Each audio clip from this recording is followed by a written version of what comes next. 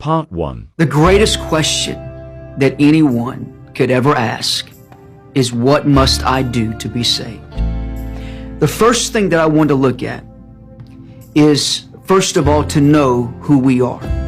The Bible tells us in the book of Romans chapter 3, verse 23, that all have sinned and come short of the glory of God. The first thing I want to look at is this. Number one, we're all sinners. Every single one of us are sinners. We were born this way simply because of the fall of Adam in the Garden of Eden 6,000 years ago. When he fell, we all fell with him.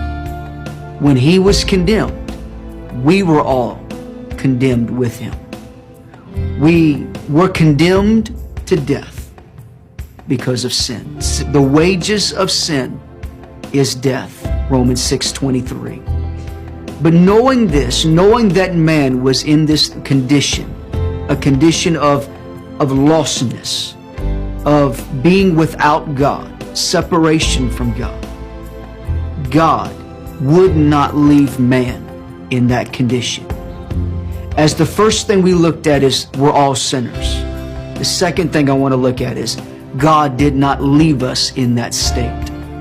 God did something about it. What did he do? According to the Gospel of St. John, chapter 3, verse 16, God so loved the entirety of the world that he gave his only begotten Son, that whosoever would simply believe would not perish but have everlasting life. God sent his only begotten Son to this cruel, sin-filled world for you, for me.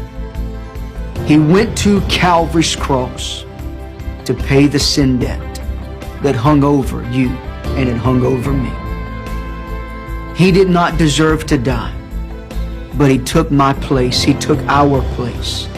He became the sacrifice of all sacrifices, so that you and I, at the moment of acceptance, at the moment of just simple faith, we could have right relationship with him.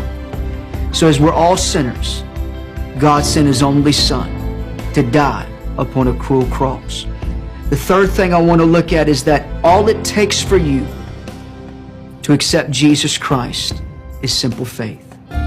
It doesn't take works. It's not about doing anything, but rather it is simply believing.